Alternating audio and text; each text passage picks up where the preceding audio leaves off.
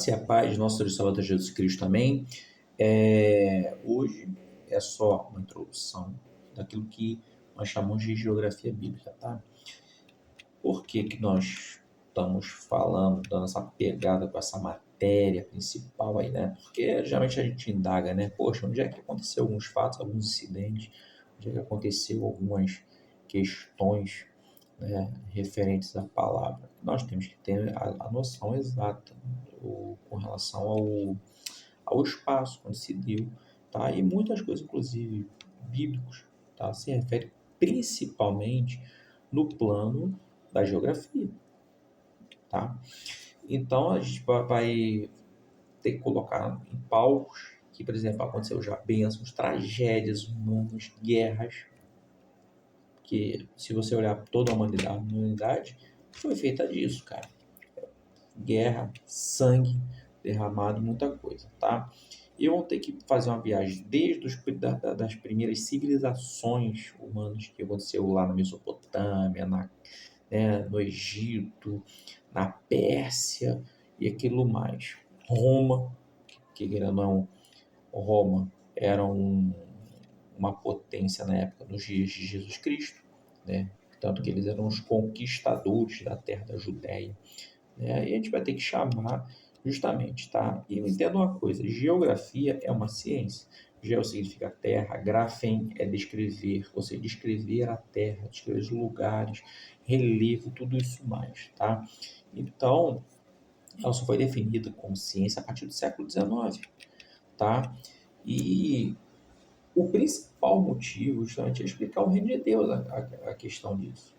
Porque nós devemos saber exatamente dos principais locais onde aconteceu várias questões, tá? Com relação a acontecimentos, locais, entendeu, amados? E isso é de suma, de extrema importância, tá? E, desculpa, o que acontece é que muitas pessoas, né, fica naquela situação, poxa, né, fica aquela questão, né, de falar, poxa, a Terra é redonda, é plana. A gente sabe que a Terra ela é redonda, é plana. E, embora que muitas pessoas que acreditam que ela é plana, a ciência diz o contrário, tá? Então, o que acontece? Acontece nos dias de hoje isso, tá? Mas tudo bem. Mas vamos lá. Mas para questionar, a própria Bíblia fala que na criação, que, né, que Deus achou ela sem forma, vazia, entendeu? E que o Espírito pairava sobre a face das águas. E ele criou todas as coisas, tá? Isso aí não tem para onde correr, tá? Mas também existe aquela coisa, né, principal também, né? Que na Idade Média, principalmente, na época, que é uma época forte da Igreja Católica, na época da Inquisição, né? Tinham pessoas, astrônomos, né? Tá começando a astronomia, aquela coisa toda, esses estudos dos astros, não para estudo de quiromancia, não, para estudo exatamente, poxa, será que nós estamos sozinhos no universo? Por exemplo, teve um camarada chamado Ptolomeu, né, que ele começou com teorias geocêntricas, ou seja, que o centro do universo era a Terra, e que, vamos ver mais à frente, na história, que ele estava errado, né? Tanto que a igreja romana na época tinha o geocentrismo como seu principal dogma ali, o principal fundamento era aquela ali, tá? Então lá para os anos, tá, no século XV, entre 1400 e 1500, tá? Teve um cara chamado Nicolau Copérnico, tá? Ele era polonês, astrônomo, matemático, só que tinha um detalhe, ele também era cônego da Igreja Católica, ele tinha um cargo na Igreja Católica, tá? E o que acontece? Ele estava também, como a ciência era uma das coisas que estava envolvidas naquele movimento renascentista, né? O que acontece? Ele voltou para as ideias, por exemplo, de caras, por exemplo, Pitágoras, Aristarco, né? Então, ele colocou essas compilações, né, com essas compilações de estudos, ele falou o seguinte, ele colocou uma teoria que foi amplamente aceita na época, que a Terra não era o centro do universo. Quem estava o centro, né, era um conjunto de planetas, era apenas uma teoria na época que girava em torno de um outro astro, o Sol. Tá, isso aí. Só que é claro que muitas coisas aconteceram, cara. Olha, deu muito problema, tá? Deu problema demais. Então o que acontece? Ele teve problemas com a Igreja Católica, tá? E ele falou uma frase, falou assim, que ele não se envergonha de sustentar, né, tudo que está debaixo do sol e da lua, inclusive a própria Terra. Ou seja, inclusive usou, né, querendo ou não, essa frase que foi imortalizada, também diz que também está na palavra de Deus, né? Que todas as coisas subsistem pela vontade de Deus, tá? E a teoria de Copérnico, né? Ela foi confirmada pela ciência praticamente quando? Quase 100 anos depois. Como? Galileu Galilei, que era um italiano, esse cara aí já era mais que ele era engenheiro, já aquela coisa toda, ele já era físico engenheiro, né? Ele construiu a luneta, coisa que não tinha muito na época do Copérnico. Ele conseguiu provar na época que a Terra não era o centro do universo, era o Sol, aquela coisa toda. Só que deu muito pano na manga, cara, muito pano na manga, porque aí a Igreja Católica acusou aquela coisa toda, poxa, fez praticamente, cara, como com Copérnico, também foi para cima do Galileu Galilei, aquela coisa toda, tá? Porque, querendo ou não, esse período renascentista era um período, cara, que se opunha muitas coisas à igreja, tá? Com relação principalmente a algumas coisas. Mas também tem algumas coisas, por exemplo, vários mitos que foram, na época, derrubados e que nós temos hoje como que é a base, inclusive, de toda a humanidade, tá? Por exemplo, a Bíblia jamais ela afirmou, né, que a Terra é o centro do universo. Jamais afirmou em momento algum. A única coisa que diz que Deus criou a Terra e ela estava sem forma e vazia e botou o homem para habitar nela. Ponto final. Não tem além disso, tá? E hoje quase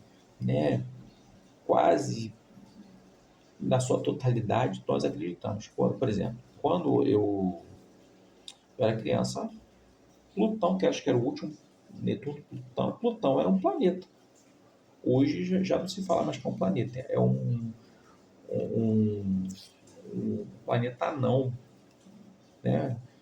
Já não é mais considerado como um planeta, tá? Mas vamos à questão aí, vamos embora.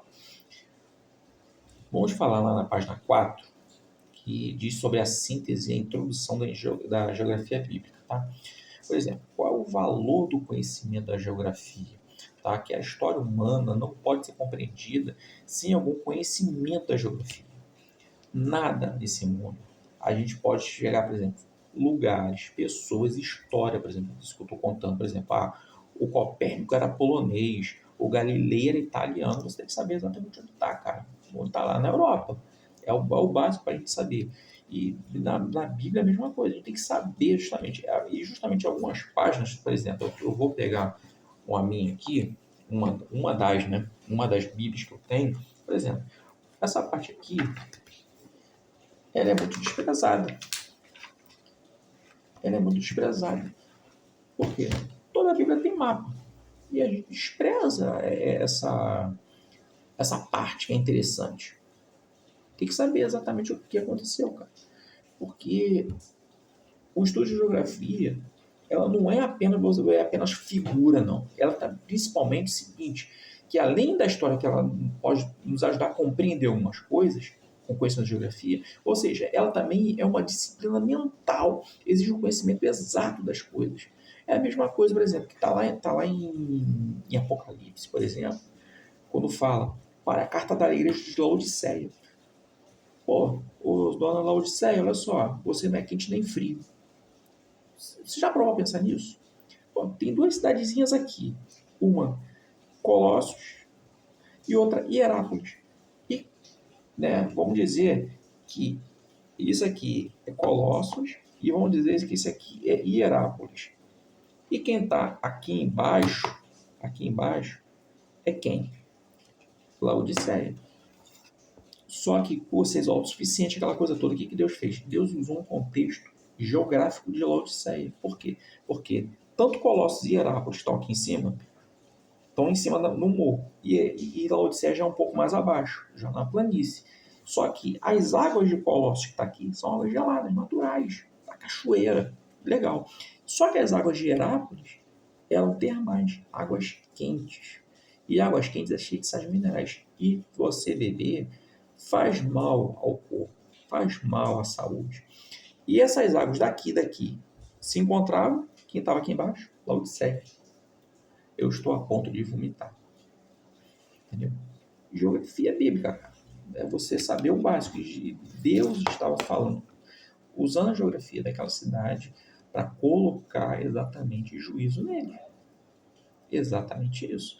Tá? E é por isso que justamente a geografia também nos ajuda a melhorar a entender certos trechos das escrituras. Tá?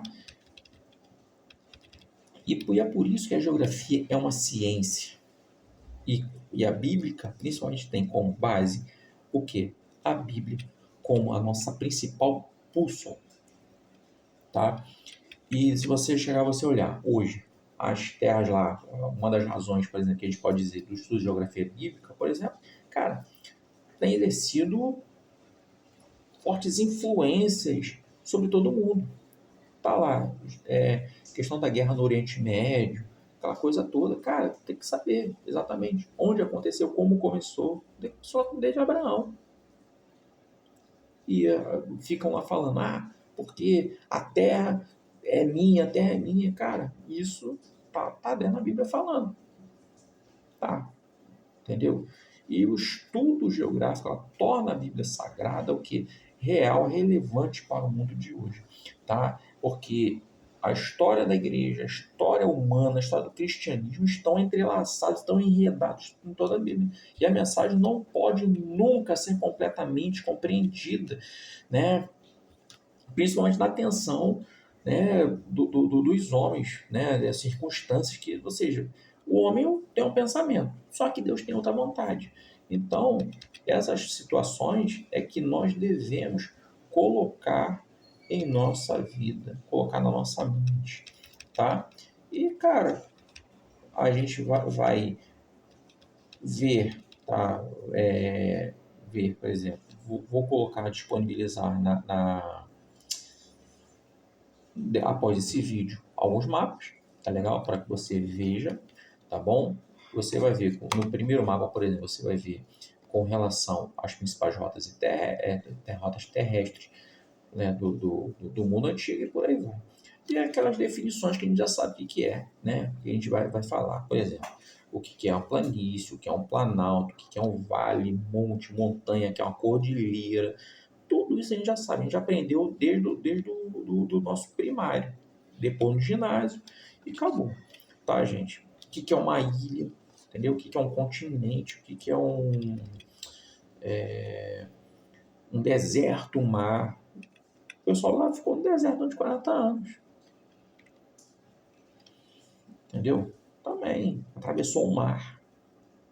Atravessou justamente daqui. Na verdade, ali, na parte do Mar Vermelho, a gente vai ver que não foi um mar exatamente, mas foi um golfozinho pequenininho, né, numa enseadazinha do Mar Vermelho que resolveram atravessar. E por aí vai, tá? Amados, só isso que eu tenho a dizer hoje, por hora, nessa primeira aula, e vou deixar disponibilizado dois mapazinhos para vocês entenderem legal, tá bom? Deus abençoe vocês e até a próxima aula.